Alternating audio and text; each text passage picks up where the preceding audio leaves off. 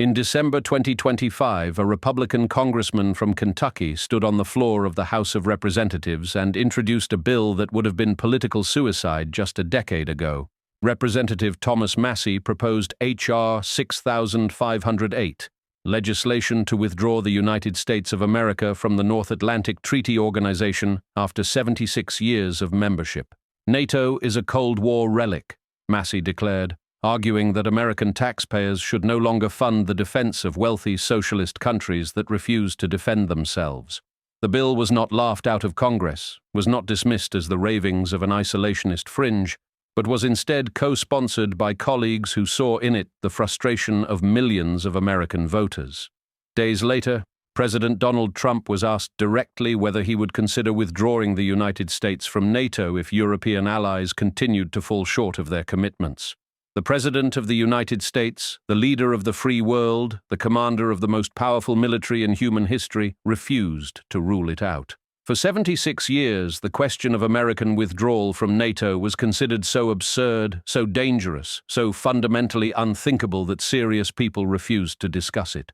Today, that question sits at the center of American foreign policy debate, discussed openly in Congress, contemplated in the White House, and debated by citizens across the nation. Should America leave NATO, the alliance that shaped the modern world, that prevented Soviet domination of Europe, that bound the West together for 3 generations?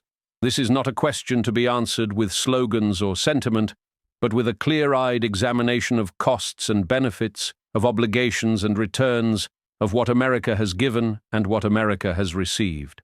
The answer will shape the future of American foreign policy, the security of Europe, and the global balance of power for generations to come. To find that answer, we must examine the case for leaving, the case for staying, and the consequences that would follow either choice. Before we dive in, why not hit subscribe and drop a like? It really helps this video reach more people. The North Atlantic Treaty was signed on April 4, 1949, in a world that no longer exists, to counter a threat that no longer exists, by nations that no longer resemble their former selves. The Soviet Union, the enemy that NATO was created to contain, dissolved into 15 separate republics on December 26, 1991, its red flag lowered over the Kremlin for the last time. The Warsaw Pact, the Soviet military alliance that NATO was designed to deter, was formally dissolved on July 1, 1991, its armies disbanded and its bases abandoned. The ideological confrontation between capitalism and communism that defined the Cold War ended with the total and complete victory of the Western system.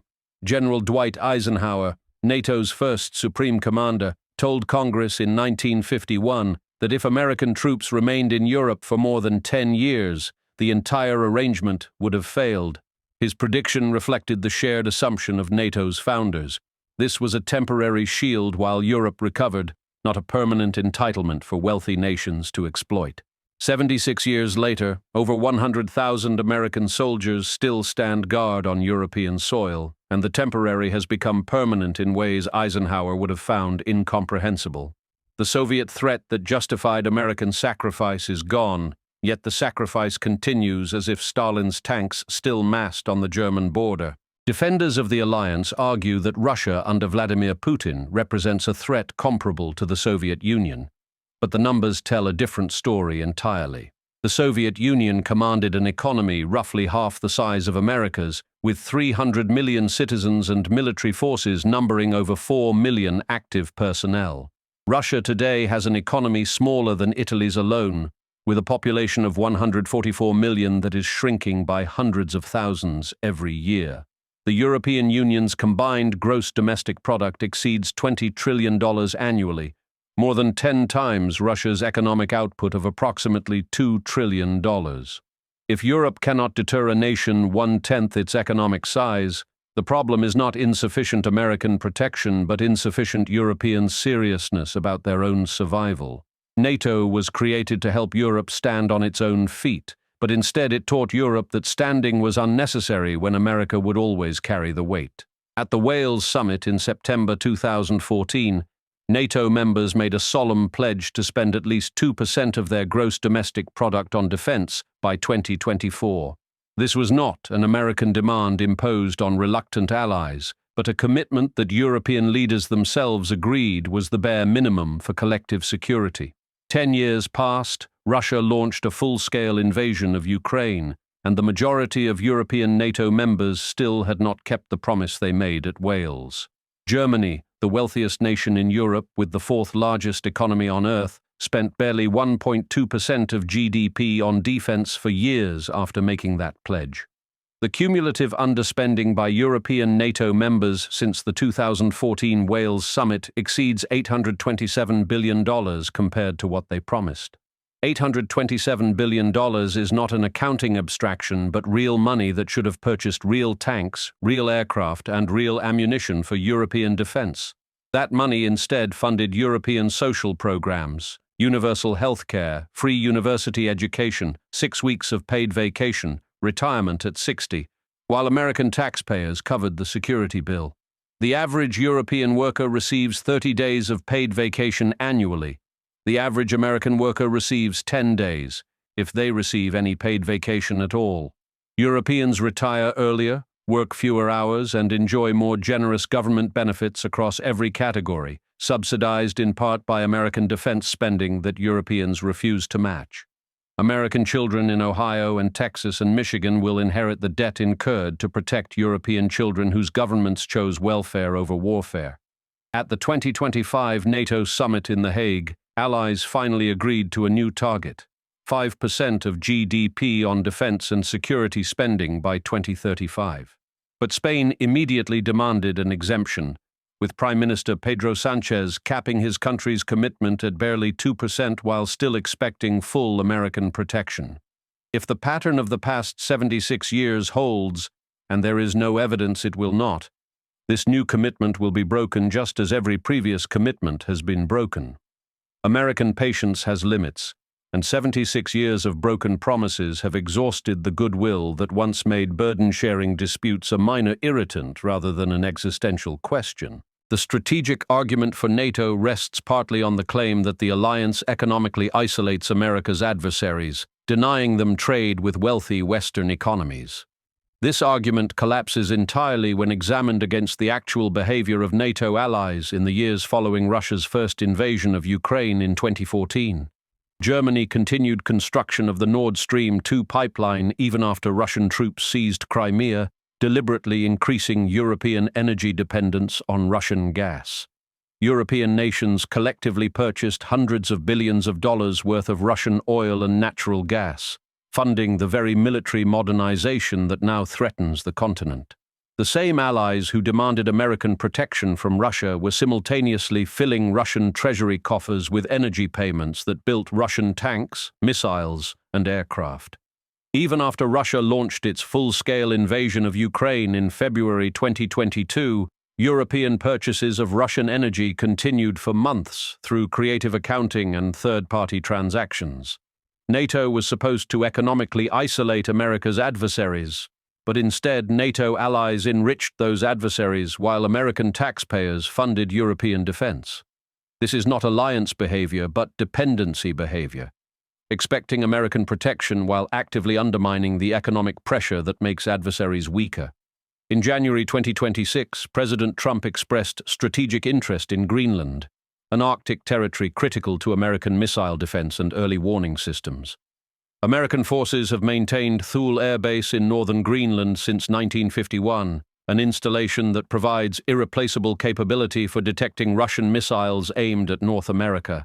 Any nuclear missile launched from Russia toward the continental United States would fly directly over Greenland, giving American defense systems precious additional minutes to detect and intercept. The strategic logic is unchanged from World War II, when America garrisoned Greenland to prevent Nazi Germany from using the island as a staging ground for attacks on North America. Denmark, which controls Greenland as an autonomous territory, responded to American strategic concerns not with discussion, but with mockery and diplomatic condemnation. 7 European leaders issued a joint statement condemning American interest in Greenland, the same leaders whose nations had spent decades underfunding their own defense. European troops were deployed to Greenland in symbolic defiance of the United States, forces that might have been more useful on Europe's eastern border facing actual Russian threats. Denmark maintains an active-duty military smaller than the New York Police Department, yet Danish leaders presume to lecture the United States about strategic priorities. Since you've made it this far, you're clearly enjoying the content, so please hit subscribe and drop a like. It helps more than you think. With that said, let's get back to it. This is the nation that relies entirely on American power for its security, that cannot adequately patrol its own Arctic waters, that expects American protection while condemning American interests. The Greenland controversy revealed the fundamental attitude beneath European diplomatic pleasantries. American sacrifice is expected, American protection is demanded, but American interests are dismissed. Allies who cannot meet their own defense commitments found their voices when America asserted its own security concerns, and those voices were raised in condemnation of their protector. The United States currently spends approximately $886 billion annually on defense, representing roughly 3.4% of gross domestic product. A substantial portion of that spending supports the defense of European allies through troop deployments, base infrastructure, intelligence sharing, and strategic capabilities. Withdrawal from NATO would allow the redirection of those resources toward priorities that directly serve American security rather than subsidizing European welfare states. The Golden Dome Missile Defense Initiative, designed to protect the American homeland from ballistic missile attack, requires investment that could be funded by savings from European commitments. Arctic defense infrastructure, including expanded presence in Greenland and Alaska, would protect the most vulnerable approach to North American airspace. The southern border, where threats from drug trafficking and illegal immigration affect American communities directly, could receive enhanced security resources. Investment in the Pacific Theater, where China represents a rising challenge that dwarfs any threat Russia poses, would better align American resources with American interests. Bilateral defense agreements with reliable allies, nations that actually meet their commitments and share American strategic priorities, could replace the unwieldy 32-nation structure. America does not need NATO to project power.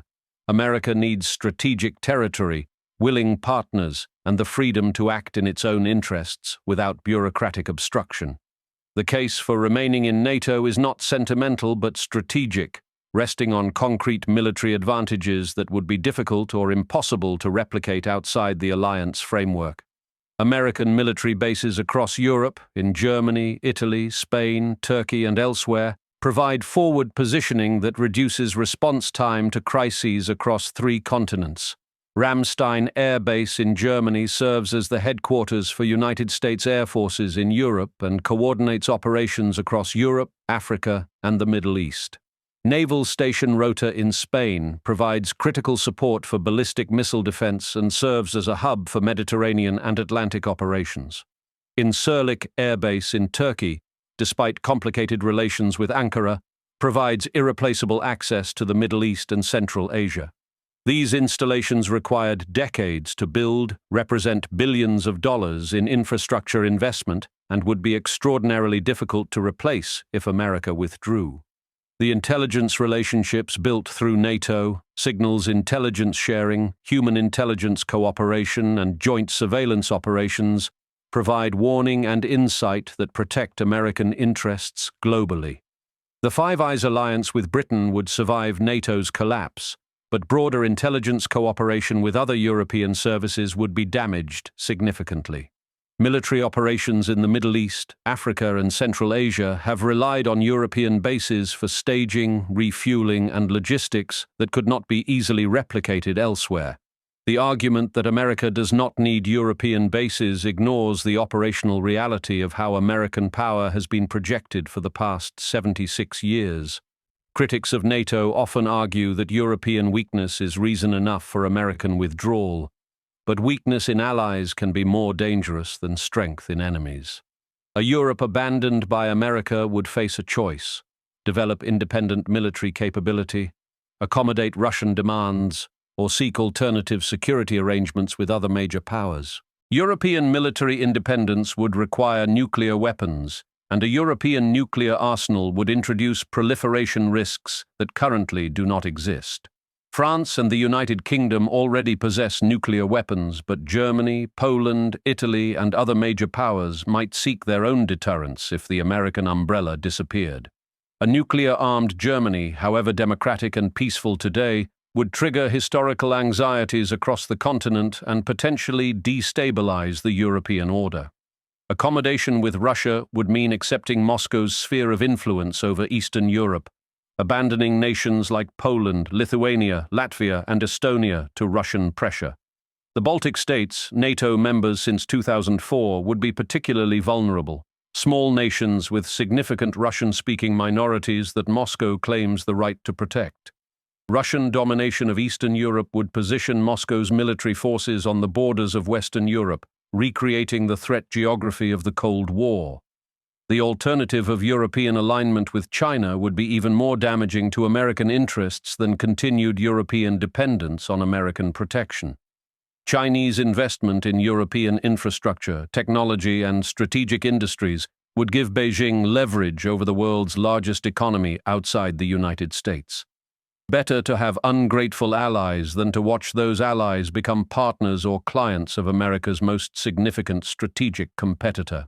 The transatlantic economic relationship extends far beyond military considerations, encompassing trade, investment, and financial flows that benefit American workers, companies, and consumers. The European Union represents America's largest trade and investment partner, with two-way trade in goods and services exceeding $1.3 trillion annually. American companies have invested over $4 trillion in European operations, while European companies have invested over $3 trillion in the United States. These investments support millions of jobs on both sides of the Atlantic, jobs that depend on stable political relations and predictable regulatory frameworks. American defense contractors sell billions of dollars worth of military equipment to NATO allies annually, sales that would be jeopardized by American withdrawal. The F-35 Joint Strike Fighter program alone involves 14 NATO partner nations, representing contracts worth hundreds of billions of dollars for American aerospace workers. Lockheed Martin, Raytheon, Boeing, Northrop Grumman, and General Dynamics all depend substantially on European sales that NATO membership facilitates. Withdrawal would not merely affect security relationships, but would ripple through economic ties that took decades to develop and benefit American prosperity. European retaliation through trade restrictions, investment barriers, or regulatory discrimination could harm American economic interests far more than continued NATO membership costs. The question of NATO withdrawal cannot be separated from the broader question of the transatlantic economic relationship that has made both America and Europe wealthy. The National Defense Authorization Act of 2024 specifically prohibits the President from unilaterally withdrawing the United States from NATO without congressional approval. Section 1250A requires either a two-thirds supermajority vote in the Senate or an act of Congress before any president can submit notice of withdrawal to NATO allies. This legal constraint reflects bipartisan concern about precipitous withdrawal and represents a significant obstacle to any president seeking to leave the alliance. Constitutional scholars debate whether Congress can legally restrict the president's authority over foreign policy and treaty withdrawal in this manner. The president might invoke executive authority over foreign affairs to circumvent congressional restrictions, creating a constitutional confrontation with uncertain outcome. Even if legally possible, unilateral presidential withdrawal would face intense political opposition from defense establishments, foreign policy professionals, and allied governments.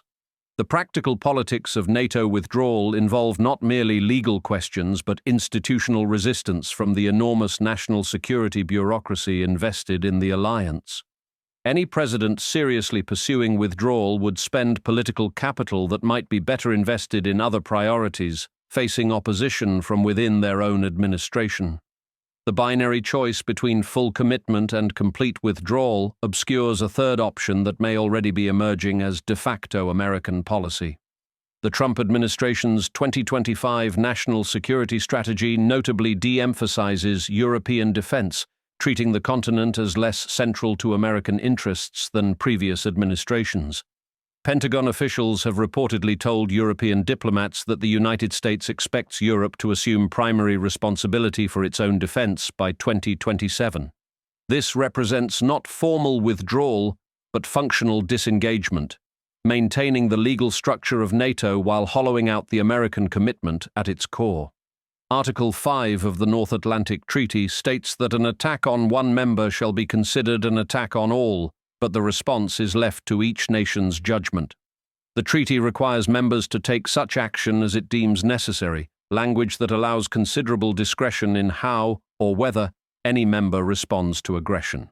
A president could acknowledge the treaty obligation while defining necessary action so narrowly that Article 5 becomes functionally meaningless. This ambiguity has always existed in the treaty, but previous administrations maintained credibility through rhetoric, exercises, and force posture that left no doubt about American commitment. Strategic ambiguity, leaving allies uncertain whether America would actually fight for them, could extract concessions from Europe while avoiding the costs of formal withdrawal. Europe would face pressure to finally meet defense commitments, knowing that American protection could no longer be taken absolutely for granted. This middle path offers America the benefits of alliance membership, bases, intelligence, arms sales, without the unconditional obligation to defend nations that refuse to defend themselves. But strategic ambiguity carries its own risks, miscalculation by adversaries who doubt American resolve, or by allies who feel abandoned and seek accommodation with enemies. If America withdrew from NATO, Europe would face its most significant security crisis since the end of the Cold War, forced to make decisions long deferred. The immediate military gap would be enormous. European NATO members collectively lack the strategic airlift, aerial refueling, precision munitions, and intelligence capabilities that America provides. Germany's Bundeswehr, hollowed out by decades of neglect, fields barely 50,000 combat-ready troops from a nation of 84 million people. France maintains more capable forces but cannot project power at scale without American logistical support, as the 2011 Libya operation demonstrated embarrassingly. Britain's military has shrunk to its smallest size since the Napoleonic Wars, its Royal Navy operating fewer than 20 major surface combatants. European defense industries have atrophied so severely that the continent could not produce enough artillery shells to sustain Ukraine through a single year of fighting. Rebuilding these capabilities would require a decade or more of sustained investment, during which Europe would be vulnerable to pressure from any serious adversary. The European Union has discussed strategic autonomy for years, but has never demonstrated the political will to fund it, coordinate it, or lead it effectively. Individual European nations might seek bilateral arrangements, Poland with the United States, France with Britain, Germany with whoever would have them, fragmenting the continent's defense. Eastern European nations, particularly Poland and the Baltic states, would feel most exposed and might pursue their own nuclear programs or accommodations with Moscow. The comfortable assumption that war would never return to Europe, an assumption that survived even the Ukraine invasion, would finally be shattered beyond recovery. Russian President Vladimir Putin has sought the dissolution of NATO since taking power, viewing the alliance as an existential threat to Russian ambitions in its near abroad. American withdrawal would represent the single greatest Russian foreign policy victory since the end of the Cold War, achieved without firing a shot at a NATO member. Moscow could increase pressure on former Soviet states, potentially reabsorbing Belarus entirely and extending influence over Ukraine, Moldova, Georgia, and the Caucasus. The Baltic states, Estonia, Latvia, and Lithuania, with their significant Russian-speaking minorities, would face intimidation, subversion, and potentially direct military pressure. Russian intelligence operations in Europe would expand without the counterweight of American capabilities, and European services would struggle to fill the gap. Putin would claim vindication for his long-held view that Western unity was a facade, that American commitments were unreliable, and that patience and pressure eventually triumph. China would benefit enormously from American withdrawal, gaining leverage over Western nations suddenly desperate for economic partnerships and alternative security arrangements. The pattern is already emerging. In January 2026, Canadian Prime Minister Mark Carney became the first Canadian leader to visit Beijing in nearly a decade, seeking what he called a new strategic partnership with China. Carney declared that China was a more predictable partner than the United States, announcing plans to ease tariffs on Chinese electric vehicles and elevate Canadian exports to China by 50%. The Canadian Prime Minister praised President Xi Jinping's leadership and spoke of building cooperation adapted to new global realities, diplomatic language for reducing dependence on America. Beijing welcomed the visit as evidence that American allies were finally pursuing strategic autonomy from Washington, portraying it as Ottawa, correcting the mistakes of following America too closely. If a NATO member as close to America as Canada can pivot toward China when pressured by American tariffs, imagine how quickly European nations might follow if American protection disappeared entirely. Beijing has already invested heavily in European infrastructure through the Belt and Road Initiative, and a security vacuum would accelerate European dependence on Chinese trade and technology. European technology, particularly in telecommunications, artificial intelligence, and advanced manufacturing, could flow more freely to China without the security framework NATO provides. The semiconductor supply chain, already contested between America and China, would become more vulnerable if European nations felt compelled to accommodate Beijing's demands. Iran, North Korea, and other adversaries would draw the lesson that American security guarantees are temporary, encouraging nuclear proliferation and regional aggression worldwide. Every ally in Asia, Japan, South Korea, Taiwan, the Philippines, Australia, would question whether American treaty commitments still mean anything at all. American global power rests not merely on military strength, but on a network of alliances, bases, and partnerships that multiply American influence across every continent. NATO is the centerpiece of that network, and its dissolution would damage American credibility and reach in ways that might take generations to rebuild. Forward-deployed forces in Europe provide not just European defense, but power projection capability into Africa, the Middle East, and Central Asia. Operations against ISIS, interventions in Libya, support for African partners, all relied on European bases that withdrawal would eliminate or complicate. Intelligence sharing through NATO provides warning of threats from terrorism, proliferation, and cyber attacks that directly affect American homeland security. The perception of American reliability, the sense that America honors its commitments, would be damaged globally, affecting alliances far beyond Europe. Japan, South Korea, and Taiwan would recalculate their security strategies, potentially pursuing nuclear weapons or accommodation with China to hedge against American abandonment. The dollar's status as global reserve currency rests partly on America's network of alliances, which creates demand for dollar-denominated transactions and treasury securities. Economists debate how much alliance credibility affects currency status, but the perception of American retreat could accelerate challenges to dollar dominance. None of these consequences are certain, but all are possible, and prudent strategy requires weighing not just likely outcomes, but potential disasters. The frustrations that fuel withdrawal sentiment are legitimate. European free-riding, broken spending commitments, and ingratitude for American sacrifice are real and documented. But the question is not whether these frustrations are justified, but whether withdrawal is the best response to problems that might be solved through persistent pressure. The 2% spending target, though repeatedly missed, has driven European defense budgets upward since Russia's 2022 invasion of Ukraine. 23 NATO members are projected to meet the 2% target in 2024, compared to just 3 members when the commitment was made in 2014. Poland now spends over 4% of GDP on defense. The Baltic states have increased spending dramatically, and even Germany has begun addressing its military decay. The 5% target agreed at The Hague in 2025, if actually achieved, would transform European military capability within a decade.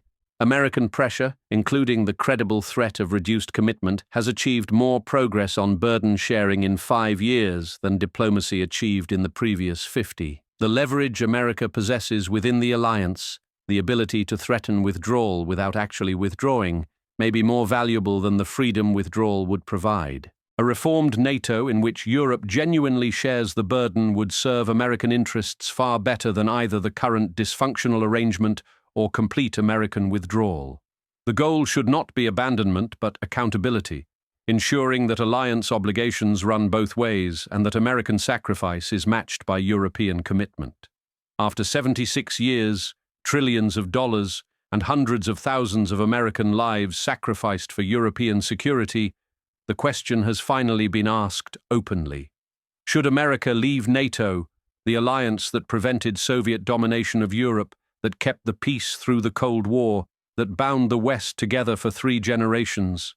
The case for leaving is powerful. The original threat is gone. Allies have betrayed their commitments, and American resources could be better spent on direct American interests. The case for staying is equally compelling. Forward positioning matters, alternatives are worse, and economic ties make divorce more costly than continued marriage. The case for reform, maintaining the structure while demanding genuine burden sharing, may offer a path that preserves benefits while addressing legitimate grievances. There are no easy answers, no cost-free choices, no paths forward that do not involve sacrifice, risk, and uncertainty about outcomes. What is certain is that the status quo, American protection taken for granted by allies who refuse reciprocal commitment, cannot and will not continue indefinitely. Either Europe will finally shoulder its share of the burden, or America will eventually conclude that the burden is no longer worth bearing alone. The European leaders who issued statements condemning American interest in Greenland should understand that American patience has limits they are now testing. The American taxpayers who have funded European security for 3 generations deserve allies who honor their commitments, not dependents who lecture their protector. And the soldiers who stand guard on European soil, the sons and daughters of Kansas and California and Texas, deserve to know their sacrifice is matched by those they protect. The decision to stay or leave NATO is not ultimately a question for analysts or experts, but for the American people and their elected representatives.